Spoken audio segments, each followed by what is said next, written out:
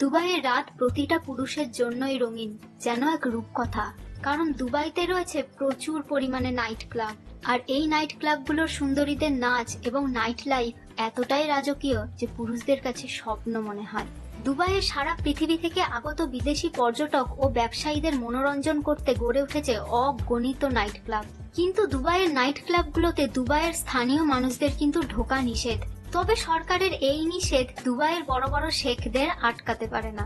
তারা প্রতি রাতে নানান অজুহাতে বিদেশিদের সাথে ঢুকেই পড়ে এই নাইট ক্লাবে, আর এতটাই ভিড় জমায় যে কিছুক্ষণের পর থেকে হাউস ফুল থাকে। তবে হ্যাঁ, পকেটে মোটা অঙ্ক থাকলে তবেই আপনি ঢুকতে পারবেন এখানে, কারণ আমেরিকার থেকেও বেশি ব্যয়বহুল দুবাইয়ের নাইট ক্লাব, যেই কারণে পৃথিবীর বিভিন্ন দেশ থেকে সুন্দরীরা মনোরঞ্জন দিতে ভিড় জমায় এখানে।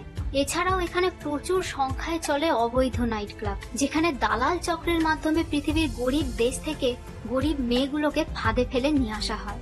ভারত, বাংলাদেশ, পাকিস্তান, নেপাল থেকে প্রতি বছর হাজার হাজার তরুণী এই ফাঁদে পা দেয়। তাদেরকে প্রথমে বিভিন্ন চাকরির প্রলোভন দেখিয়ে দুবাইতে নিয়ে যাওয়া হয়, তারপর পাচার করে দেওয়া হয় এইসব নাইট ক্লাবে। আর একবার এখানে চলে আসলে বেরোনোর কোনো রাস্তা নেই।